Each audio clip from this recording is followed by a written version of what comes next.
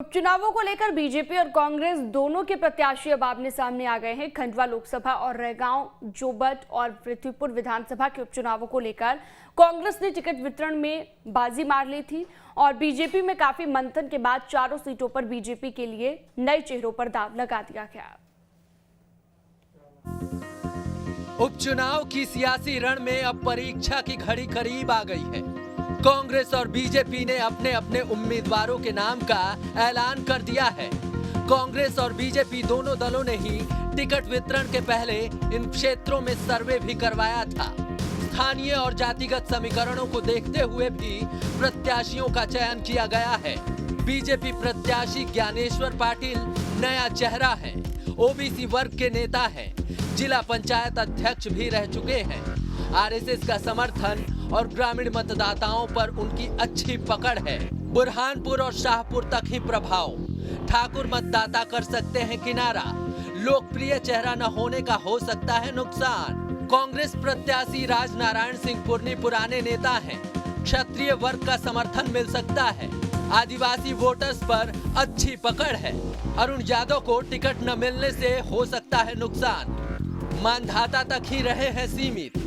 बेटा 22,000 मतों से मानधाता से उपचुनाव हार गया था। बीजेपी प्रत्याशी शिशुपाल यादव को यादव वोटों का लाभ होगा।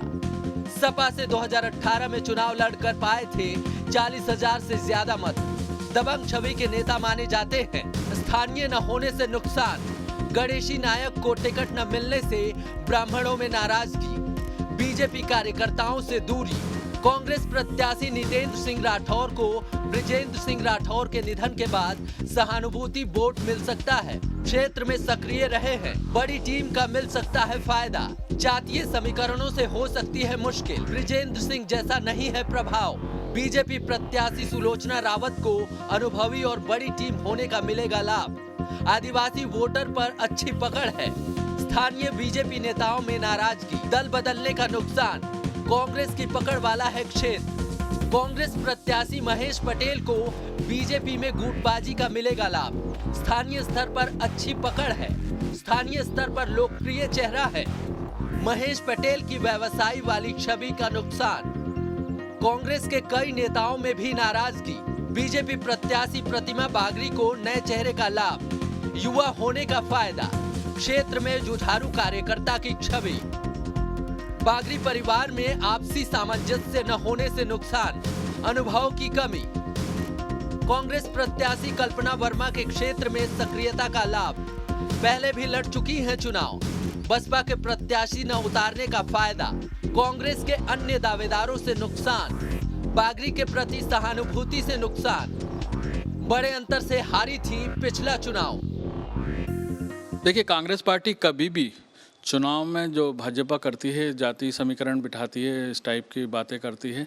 कांग्रेस पार्टी जो जनता की मांग होती है और जो क्षेत्र में जीतने योग्य प्रत्याशी होते हैं, उन पे सर्वे में जो नाम आए हैं, कमलनाथ जी ने उनको टिकट देने का काम करा है। खंडवा और पृथ्वीपुर दोनों स्थानों में बीजेपी के ओबीसी प्रत्याशियों के सामने कांग्रेस के ठाकुर प्रत्याशी हैं।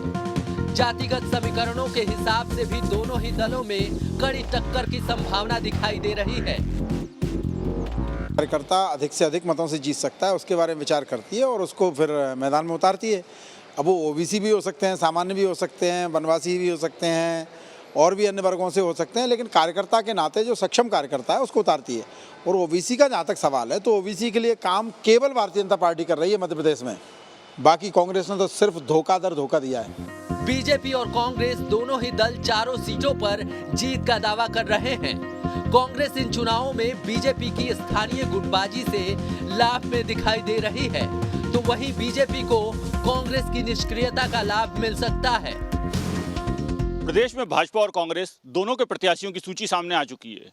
भाजपा ने जहां दोनों सामान्य वर्ग की सीटों से ओबीसी वर्ग पर दाव लगाया है, वहीं कांग्रेस ने दोनों सामान्य सीटों पर ठाकुर नेताओं को टिकट दिया है। अब देखने की बात यह होगी कि जातिगत समीकरण किसके पक्ष में जाएंगे। वीडियो जर्नलिस्ट आंसू के साथ नितेंद्र शर्मा, न्यूज स्टेट भोपाल।